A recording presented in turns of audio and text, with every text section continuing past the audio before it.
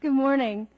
My name is Gianna Jessen, and I would like to thank you so much for the opportunity to testify here today. My biological mother was 7.5 months pregnant when she went to a Planned Parenthood and was advised, and they advised her to have a late-term saline abortion. This method of abortion burns the baby inside and out, blinding and suffocating the child, who is then born dead, usually within 24 hours, and there should be a photo there. Yes, this is what I survived. Instead of dying, after 18 hours of being burned in my mother's womb, I was delivered alive in an abortion clinic in Los Angeles on April the 6th, 1977. You can see a photo as well of my medical records. My medical records state, born alive during saline abortion, 6 a.m. Victory. Thankfully, the abortionist was not at work yet. Had he been there, he would have ended my life with strangulation, suffocation, or leaving me there to die. Instead, a nurse called an ambulance, and I was rushed to a hospital. Doctors did not expect me to live. I did. I was later diagnosed with cerebral palsy, which was caused by a lack of oxygen to my brain while surviving an abortion. I was never supposed to hold up my head or walk. I do.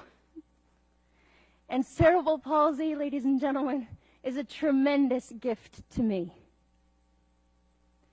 I was eventually placed in foster care and later adopted. And hear me clearly, I forgive my biological mother. Within the first year after my birth, I was used as an expert witness in a case where an abortionist had been caught strangling a child to death after being born alive.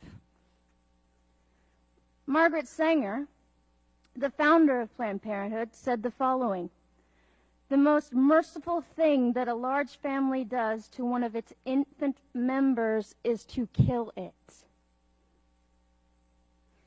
Planned Parenthood is not ashamed of what they have done or continue to do, but we will have to give an account as a nation before God for our apathy and for the murder of over 50 million children in the womb.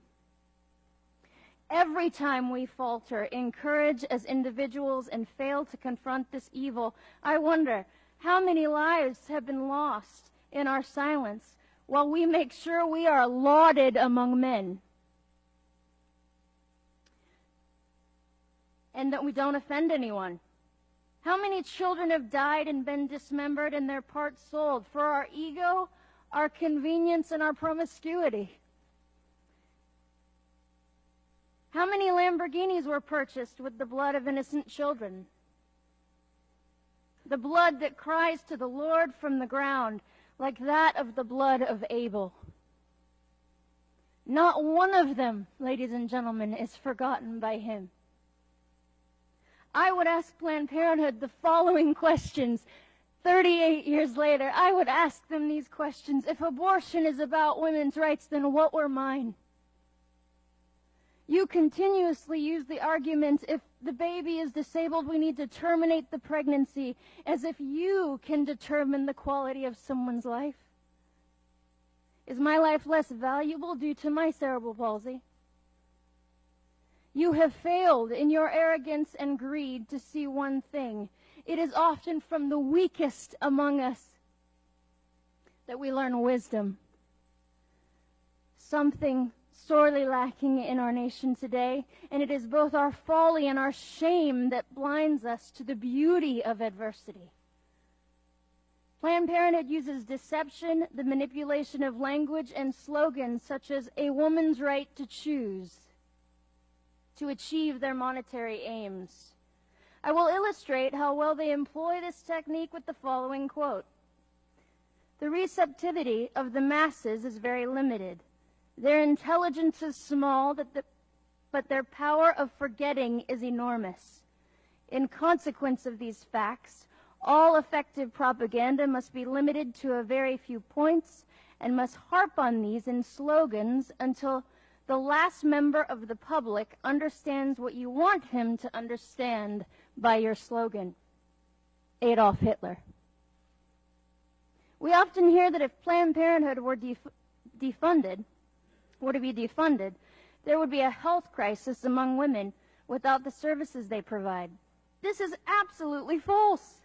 Pregnancy resource centers are located nationwide as an option for the woman in crisis. All of their services are free and confidential. They can be reached by texting helpline to 313131. There is access to vital exams for women other than Planned Parenthood. We are not a nation without options. Planned Parenthood receives $500 million of taxpayer money a year to primarily destroy and dismember babies. Do not tell me these are not children. A heartbeat proves that. So does 40 ultrasounds. So do I. And so does the fact that they are selling human organs for profit. Do not tell me this is only a women's issue. It takes both a man and a woman to create a child. And to that point, I wish to speak to the men listening to me. You are made for greatness. You were born to defend women and children, not to use and abandon us, nor sit idly by while you know we are being harmed, and I am asking you to be brave.